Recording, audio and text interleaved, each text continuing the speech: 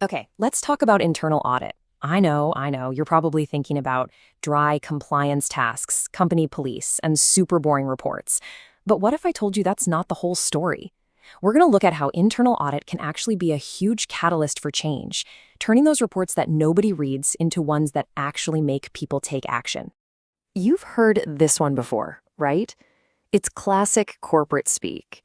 It always pops up when something's gone sideways. And it sounds pretty responsible on the surface, but there's a really big problem hiding inside that phrase. Exactly. Mistakes were made, but by who? Lessons were learned. Again, by who? This kind of language is intentionally slippery. It completely dodges the question of responsibility. And think about it. If no one is actually responsible, how can you be sure anything is ever going to change? That's the problem we're going to solve today. So picture this. An internal auditor spends weeks, maybe even months, digging into an issue. They do all this work, they write up a detailed report, and then nothing. Just a deafening silence. It's usually not because people disagree with the findings. It's because the report itself, the way it's written, just doesn't push anyone to do anything about it. So that's the big disconnect, right? We're great at identifying problems, but we're not so great at fixing them. So how do we fix that? Well, first we need to get a better handle on the real role of our main character here, internal audit. Let's just clear up one of the biggest myths right now. Internal audit is not just about playing police and catching people doing something wrong. I mean, sure, that can be a small part of it, but its real job is way bigger and, frankly, a lot more helpful than that. The official definition here says it all. Check out those key phrases. Add value, and improve an organization's operations. The whole point is to make the company stronger, healthier, and better at what it does. So think of it less like an interrogation and more like a regular health checkup for the business. And just to make it super clear, let's compare internal audit to its more famous cousin, external audit. Internal auditors, they're on the payroll, they're part of the team, focused on making internal processes better day in and day out. They report to the management or the board. External auditors, on the other hand, are outsiders. They're brought in to check the financial statements for investors, and usually it's just a once-a-year thing. Totally different jobs, totally different goals. So what does an internal audit actually look like? Well, it's not some random witch hunt, it's a really structured, methodical process. Let's take a quick peek at the playbook, because this structure is exactly what makes the findings so credible. See? It's a clear, logical flow. It all starts with planning, where they figure out what they're looking at. Then comes fieldwork, where they gather all the evidence. After that is the reporting phase, and that's the one we're really focused on today. And finally, there's follow-up, to make sure the fixes actually get put in place. It's a very deliberate process. All right, now we're getting to the good stuff. We know the whole point of an audit report is to spark action. So what's the secret weapon? Well, it's a super simple writing trick that can literally transform a report from something that just gets filed away into a real action plan. It all comes down to this: active voice versus passive voice. In the active voice, you know exactly who is doing the thing. The manager reviews the report. Simple, direct. You know who the doer is. But in the passive voice, the focus shifts to the thing being acted on. The report is being reviewed.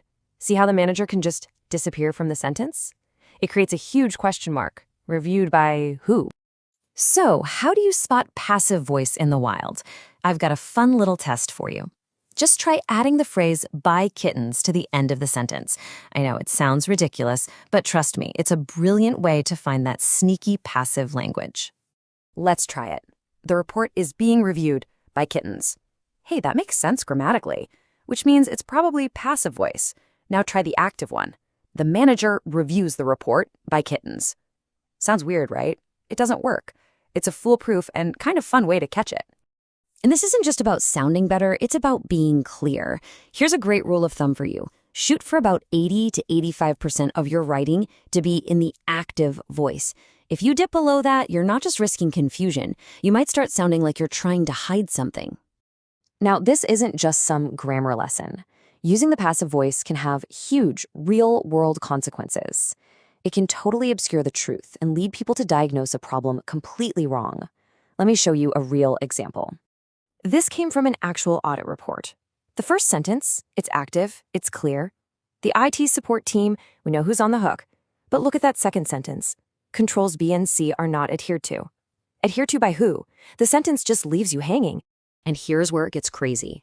Because that sentence was passive, everyone just assumed the IT support team was responsible for all three controls. But the reality, 3 different teams were responsible. That passive sentence completely hid a widespread systemic issue and made it look like a single team's failure. You can't possibly fix a problem if you don't even know what it is. And the stakes here can get incredibly high. Just look at the Wells Fargo scandal. One of the biggest criticisms of the executives was their failure to get to the root cause of the widespread misconduct. When communication is muddy, whether it's on purpose or not, it stops leaders from seeing the real problem, and it allows those problems to grow. And this all leads to a really important point. Choosing to write with clearer, active language isn't just a style choice. In the world of auditing and leadership, it's an act of courage. It's an act of responsibility. It means you're willing to state the facts directly, even when they're hard to hear. Just look at this quote from the official report on the Fukushima nuclear disaster. There is absolutely zero room for confusion here. It uses powerful, active language to assign responsibility. They effectively betrayed. When the stakes are this high, clarity isn't just a nice to have, it is a moral duty. So let's wrap it all up. Why does this one little writing trick matter so much? Well, active voice assigns clear ownership, and you can't have action without ownership. It shows you've done the hard work, not just made assumptions. It shows you have the courage to be direct, and maybe most important of all, it's what turns a boring, static document into a real catalyst for change. So that's the final question I want to leave you with.